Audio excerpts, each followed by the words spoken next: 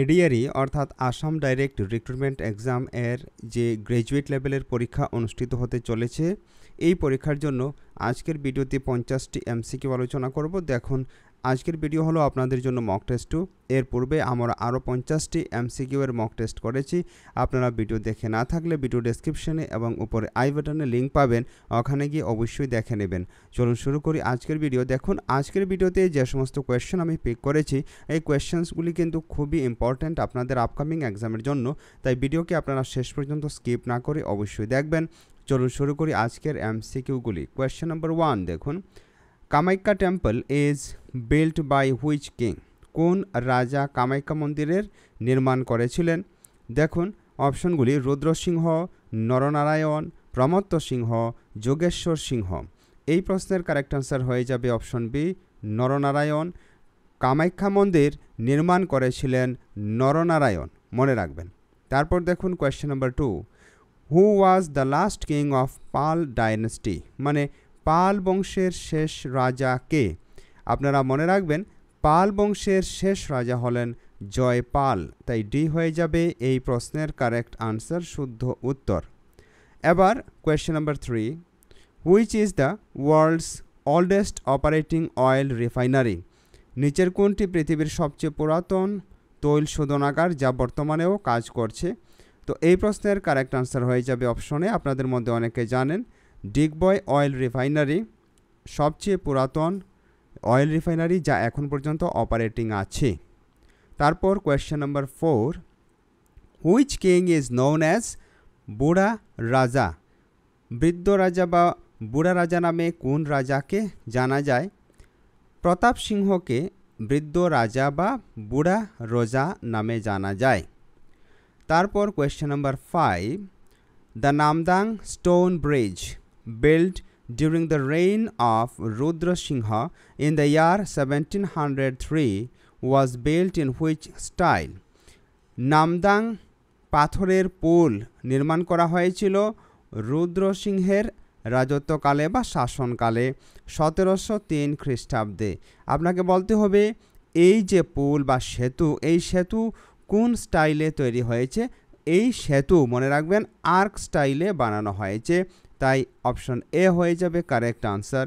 এবার দেখুন question number 6 আমরা দেখি, in Ojha Pali performing art dash is known as Ojha? আপনাকে বলতে হবে যে ওঝাপালি, যে ওঝার গান আমরা যেটাকে বলে থাকি, তো এই ওঝাপালি আর্টে এটা একটি পারফর্মিং আর্ট। এখানে ডান্স করা হয়, ডান্স করে করে একজন ব্যক্তি সুন্দর পোশাক কস্টিউম পরে নৃত্য করে থাকেন, বুঝিয়ে থাকেন।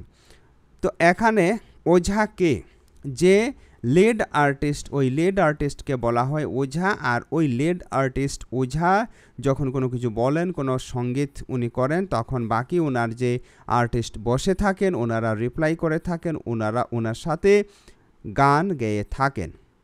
তারপর কোয়েশ্চেন নাম্বার 7, ইন বর্তল নৃত্য very fast beats of drums known as? Bortal নৃত্যের মধ্যে খুব দ্রুত গতিতে যে ড্রাম বাজানো হয়, ঢাক বা ঢোল বাজানো হয় দ্রুতগতিতে, এই দ্রুতগতিতে বাজানো ঢোলের নাম কি? ঢোলের নাম নয়, এই যে ফাস্ট বিটস অফ ড্রামস, ঠিক আছে? তো এটার নাম হলো জিয়ানম, অবশ্যই আপনারা মনে রাখবেন। তারপর দেখুন question number 8, Narakasur constructed the stone steps connecting to which temple within a single night? Narakasur এক রাত্রে পাথরের স্ট্যাপ বা সিঁড়ি বানিয়েছিলেন কোন মন্দির থেকে কানেক্ট করার জন্য, বা কোন মন্দিরকে কানেক্ট করার জন্য? তো এটা কামাখ্যা মন্দিরকে কানেক্ট করার জন্য। উনি দেবী কামাখ্যাকে, অর্থাৎ দুর্গার এক অবতার, ওনাকে পত্নী হিসাবে পাওয়ার জন্য এমন কাজ করেছিলেন, ঠিক আছে? তারপর দেখুন question number 9, where the earthen light lighted by Madhabdev is still found? Madhabdev যে মাটির প্রদীপের মতো যে বাতি ইহা জ্বালিয়েছিলেন, যা আজ পর্যন্ত পাওয়া যায় কোথায়? তো এটা পাওয়া যায়, অপশন বি হয়ে যাবে কারেক্ট আনসার, মানে ঢেকিয়াখাও নামগড়। ঢেকিয়াখাও নামগড়ের মধ্যে এটা যে বাতি, যে মাটির প্রদীপ ব্যবহার করেছিলেন মাধবদেব, শঙ্করদেবের শিষ্য, ইহা এখন পর্যন্ত পাওয়া যায়।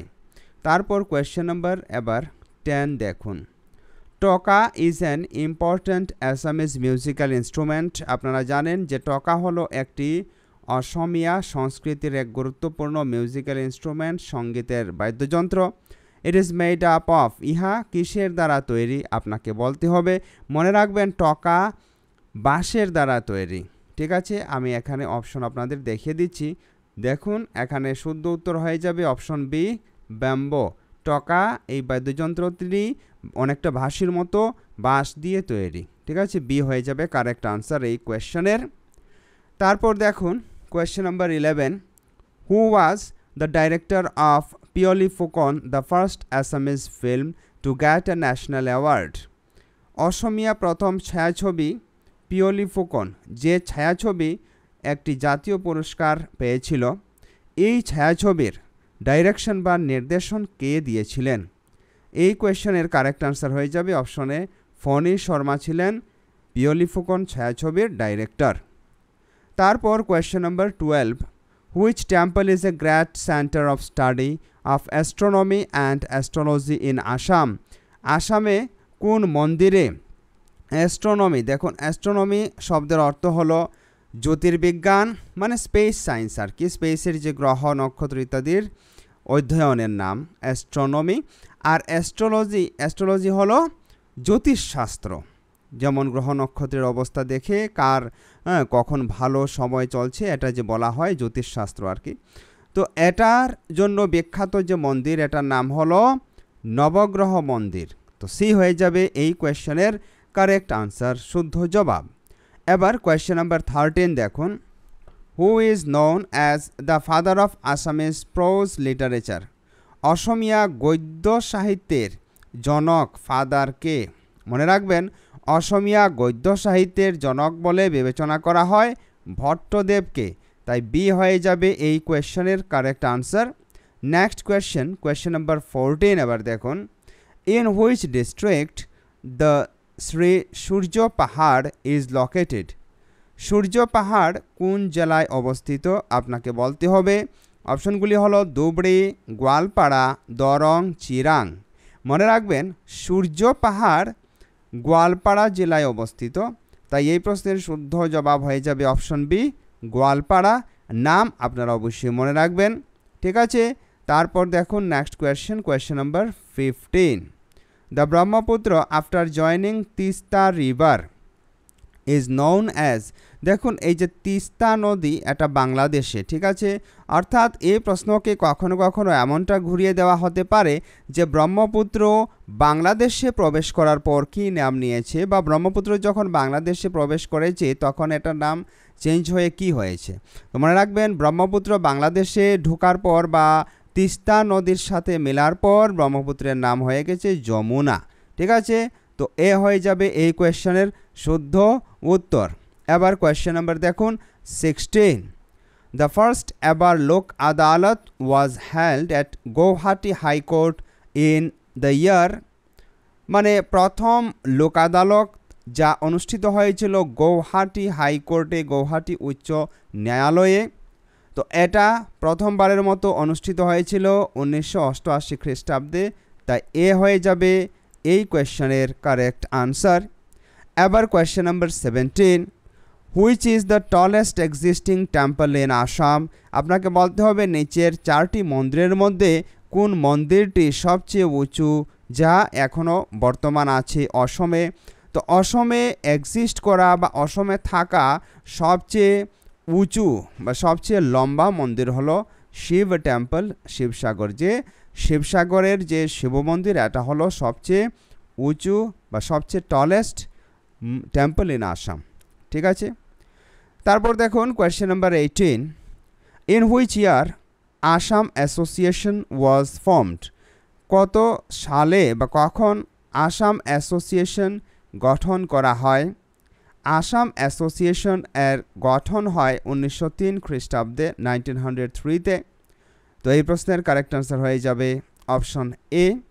এবার আমরা নেক্সট কোয়েশ্চেনে যাব, question number 19।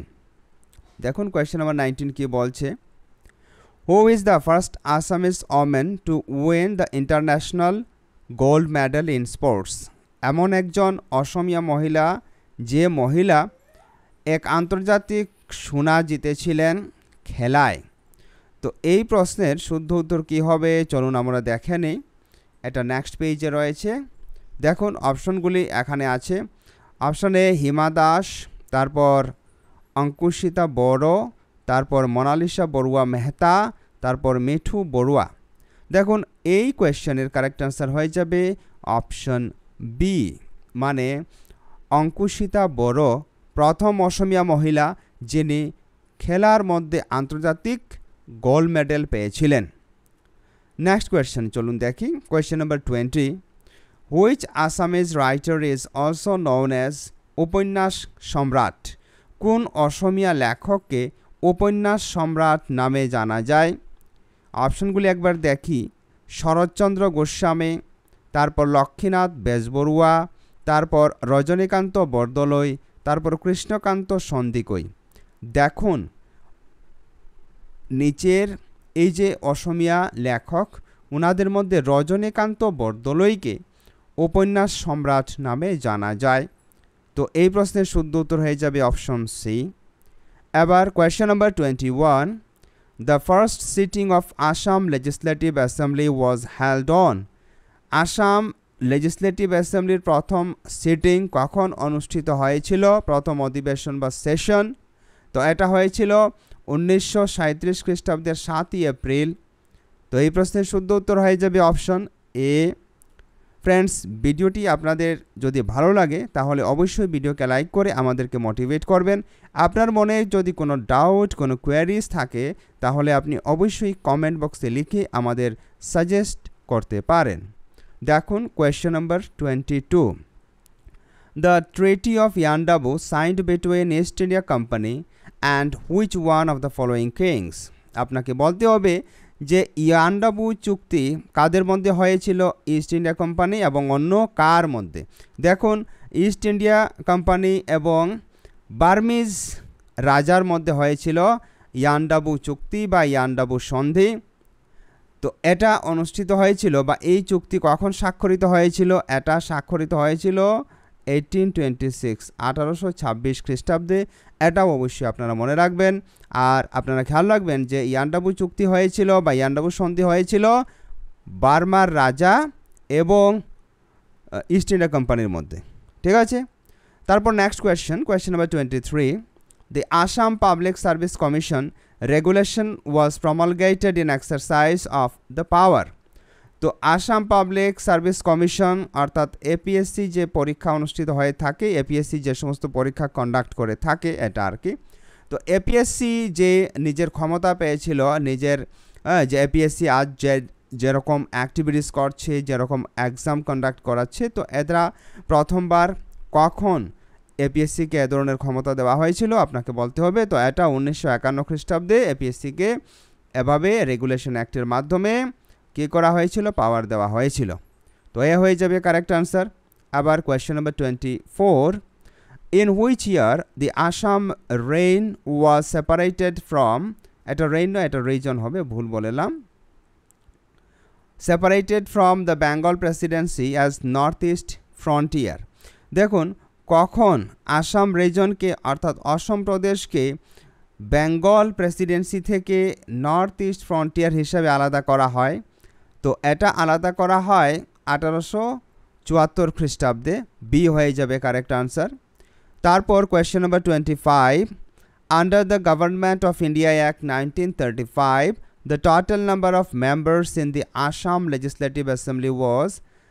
Government of India act 1935 মতে অসমের যে আসাম লেজিসলেটিভ অ্যাসেম্বলি এটার মধ্যে কতজন সদস্য থাকবে? এটার মতে অর্থাৎ গভর্নমেন্ট অফ ইন্ডিয়া অ্যাক্ট 1935 মতে টোটাল আসাম লেজিসলেটিভ অ্যাসেম্বলিতে মেম্বার থাকবে 108 জন। তো এই প্রশ্নের শুদ্ধ উত্তর হয়ে যাবে অপশন বি। এবার কোয়েশ্চেন নাম্বার দেখুন 26, the Patkai range makes the boundary between? Patkai range, Patkai যে শৃঙ্গ এটা কি করে? কোন কোন স্থানের মধ্যে, কোন কোন দেশের মধ্যে বাউন্ডারি বা সীমানা নির্ধারণ করে? আপনাকে বলতে হবে। অপশনগুলি দেখুন, India and Myanmar, India and China, India and Nepal, India and Bhutan. এই কোয়েশ্চনের কারেক্ট আনসার হয়ে যাবে India and Myanmar. Patkai range India, Bharat আর মায়ানমারের মধ্যে সীমানা যেটা এটাকে ভাগ করে, ঠিক আছে। তারপর দেখুন question number 27, in which year Bhupen Hazarika was awarded the দাদা সাহেব ফালকে অ্যাওয়ার্ড? কত খ্রিস্টাব্দে ভূপেন হাজরিকাকে দাদা সাহেব ফালকে অ্যাওয়ার্ড দ্বারা ভূষিত করা হয়? তো এই প্রশ্নের কারেক্ট আনসার হয়ে যাবে 1992 খ্রিস্টাব্দে দাদা সাহেব ফালকে পুরস্কার দ্বারা সম্মানিত করা হয় ভূপেন হাজরিকাকে। তারপর question number 28, Shahil De from Assam becomes first international player from Northeast India is associated with which sports? আপনাকে বলতে হবে যে শাহিল দে অসম থেকে প্রথম আন্তর্জাতিক খেলাড়ি বা খেলোয়াড় হয়েছিলেন নর্থ ইস্ট ইন্ডিয়া থেকে। উনি যে নর্থ ইস্ট ইন্ডিয়া থেকে উনি গিয়ে খেলেছিলেন নর্থ ইস্টের হয়ে, তো উনি কোন খেলার সাথে জড়িত? Football, table tennis, chess, badminton. মনে রাখবেন উনি চেস খেলার সাথে জড়িত, তো সি হয়ে যাবে এই কোয়েশ্চেনের কারেক্ট আনসার। এবার question number 29, Shivarani Kalita receives best actress international award for the film. Shivarani Kalita best actress international award কোন সিনেমার জন্য পেয়েছিলেন? দেখুন অপশনগুলি এখানে উপরে আছে, সিনেমার নামগুলি এখানে আপনি ভালো করে দেখুন। Option A water burial, option B mother earth, option C village rockstars, option D bridge. Friends the correct answer is option D bridge, ঠিক আছে। তারপর দেখুন question number 30, who among the following is awarded with Kalaguru Bishnu Prasad Rabha award 2021?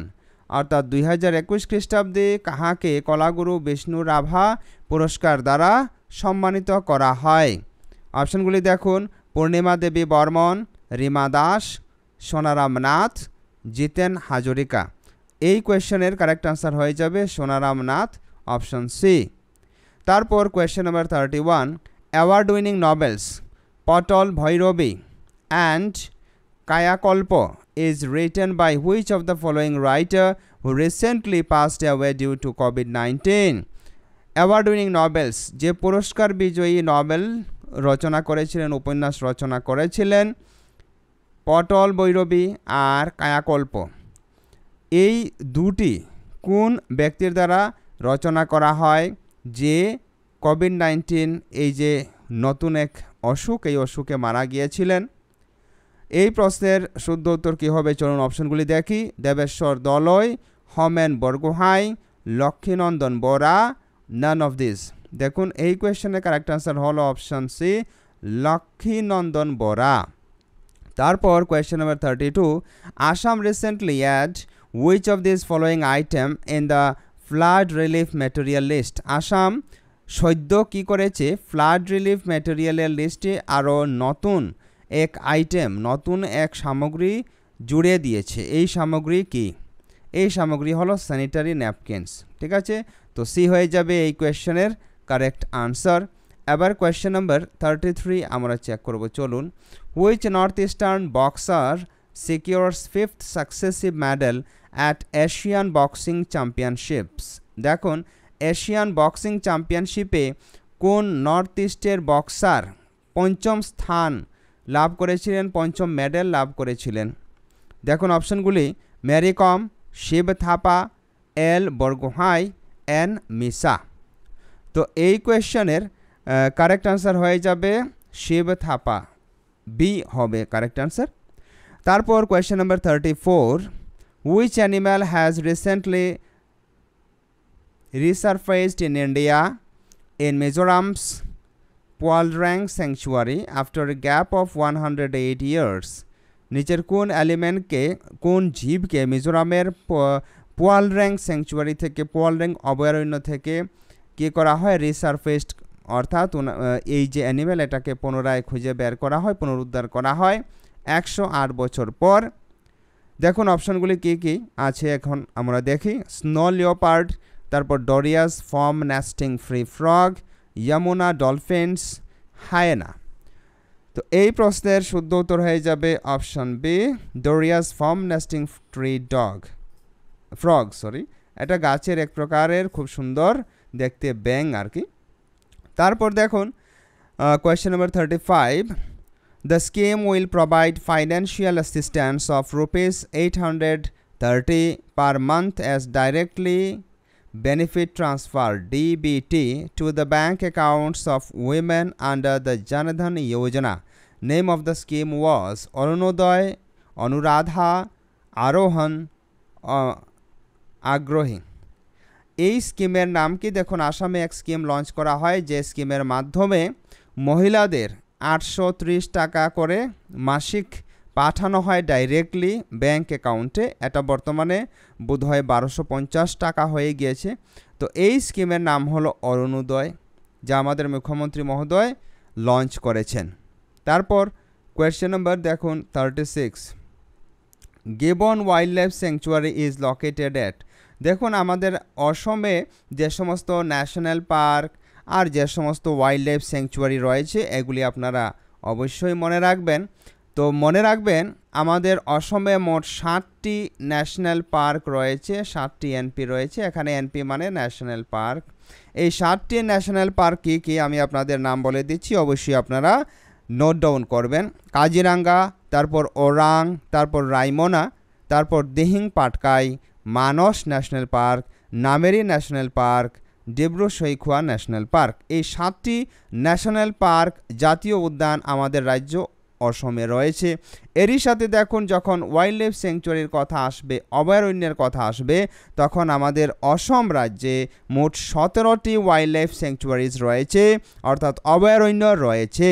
এই 17টি অভয়ারণ্য কি চলুন এদের নাম আমরা জেনে নেই। দেখুন Hollonga park, gibbon wildlife sanctuary, এটাকে আবার সংক্ষেপে গিবন ওয়াইল্ড লাইফ স্যাংচুয়ারিও বলা হয়।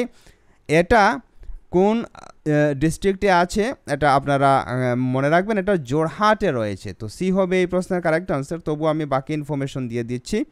তো দেখুন তারপর গরমপানি ওয়াইল্ড লাইফ স্যাংচুয়ারি, তারপর বুড়া চাপড়ি ওয়াইল্ড লাইফ স্যাংচুয়ারি, তারপর Barnadi wildlife sanctuary, Sonai Rupai wildlife sanctuary, Pobitora wildlife sanctuary, তারপর Panidihing wildlife sanctuary, Panidihing bird এটাকে বলা হয়, ঠিক আছে। তারপর দেখুন Bherjan, Borajan, Padumoni wildlife sanctuary, Nambor wildlife sanctuary, east Karbi Anglong wildlife sanctuary, তারপর লাওখোয়া ওয়াইল্ড লাইফ স্যাংচুয়ারি, তারপর চক্রশিলা ওয়াইল্ড লাইফ স্যাংচুয়ারি, তারপর দেখুন Marat Longri wildlife sanctuary, তারপর নাম্বর দৈগ্রাং বা দৈগ্রুং এটাকে বলা হয়, Doigrung wildlife sanctuary, Barail wildlife sanctuary, Amchang wildlife sanctuary, আর সবশেষ হলো দীপরবিল ওয়াইল্ড লাইফ স্যাংচুয়ারি। তো এই ওয়াইল্ড লাইফ স্যাংচুয়ারিগুলি কোথায় রয়েছে আপনারা নেটে সার্চ করে এগুলি দেখে নিতে পারেন। তো মনে রাখবেন gibbon wildlife sanctuary Jorhat জেলায় রয়েছে।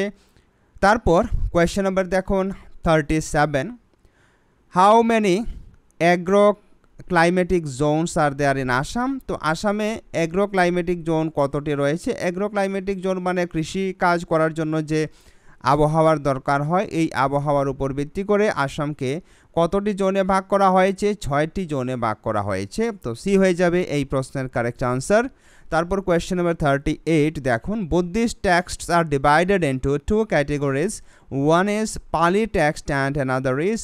বৌদ্ধদের যে সমস্ত টেক্সট রয়েছে, ধর্মগ্রন্থ রয়েছে, এই ধর্মগ্রন্থকে আমরা দুভাগে ভাগ করতে পারি। যে লেখা রয়েছে এগুলিকে আর কি দুভাগে ভাগ করা যেতে পারে। একটি হলো পালি ভাষা আর অপরটি কি? দেখুন অপরটি হলো অনুপালি টেক্সট, অনুপালি ভাষা আর কি, বা অনুপালির অক্ষর, ঠিক আছে। তো বি হয়ে যাবে এই কোয়েশ্চেনের কারেক্ট আনসার। তারপর question number 39, who is the writer of the book পবিত্র অসম। পবিত্র অসম এই বইয়ের লেখক কে? তো পবিত্র অসম বইয়ের লেখক হলেন মহেশ্বর নেওগ। বি হয়ে যাবে এই কোয়েশ্চেনের কারেক্ট আনসার।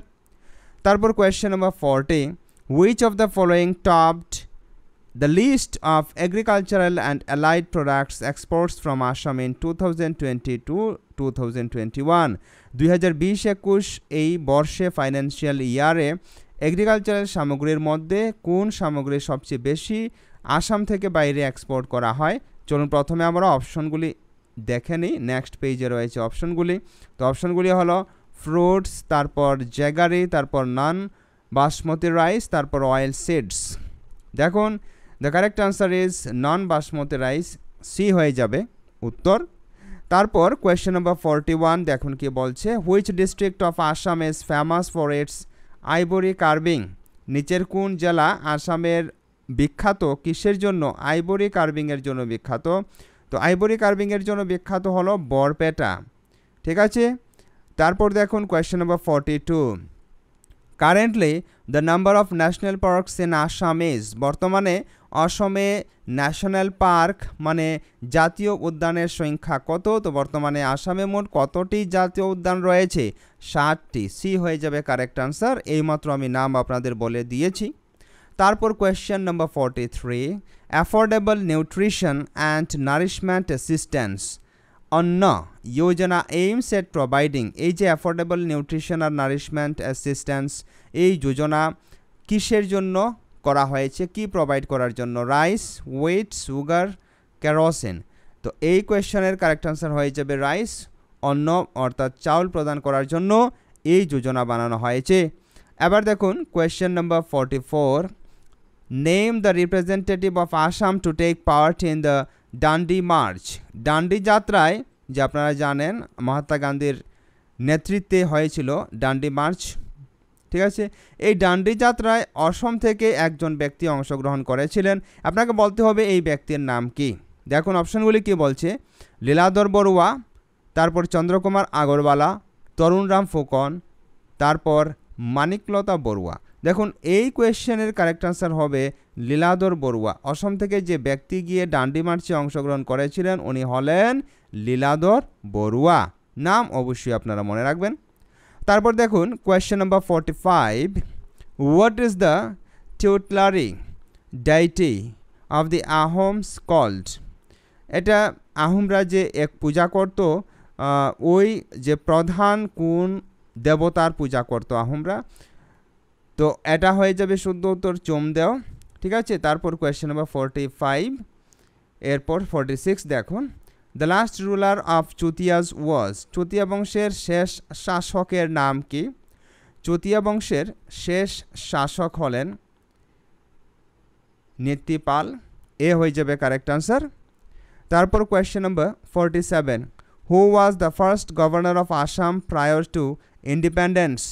আসামের প্রথম রাজ্যপালকে ইন্ডিপেন্ডেন্সের পূর্বের? তো এই কোয়েশ্চেনের কারেক্ট আনসার হয়ে যাবে Nicholas Dodge Beston Bell. Question number এবার 48, which of the following boasts India's first natural gas fertiliser plant? তো নিচের যে অপশনগুলি আছে এই অপশনগুলির মধ্যে ভারতের প্রথম ন্যাচারাল প্রাকৃতিক গ্যাস বেসড ফার্টিলাইজার প্লান্ট কোথায় বানানো হয়েছিল? তো এই প্রশ্নের কারেক্ট আনসার হয়ে যাবে অপশন বি, নামরূপে বানানো হয়েছিল। তারপর question number 49, how many airports had been operationalised under the Udan scheme in Assam till November 2020? November 2020 থেকে এখন পর্যন্ত উড়ান স্কিমের আন্ডারে অসমের কতটি এয়ারপোর্টকে অপারেশনালাইজড মানে কার্যকরী করা হয়?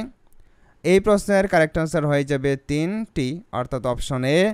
তারপর question number 50, and this is the last question of today's mock test or MCQ video. Which of the following forms A rain shadow zone in Assam? নিচের কোনটি অসমে এক রেইন শ্যাডো মানে বৃষ্টির যে আবরণের মতো ছায়া, বৃষ্টির মতো ছায়া সৃষ্টি করে? কি এই প্রশ্নের শুদ্ধ জবাব কি হবে? এই প্রশ্নের শুদ্ধ জবাব হবে option B, southern part of Nagaon district. Friends, আজকের ভিডিওয় এ পর্যন্তই। পরবর্তী ভিডিওতে আরও অন্য টপিক নিয়ে আমরা আলোচনা করব। ততক্ষণ পর্যন্ত আপনারা ভালো থাকুন, সুস্থ থাকুন। জয় হিন্দ, জয় ভারত।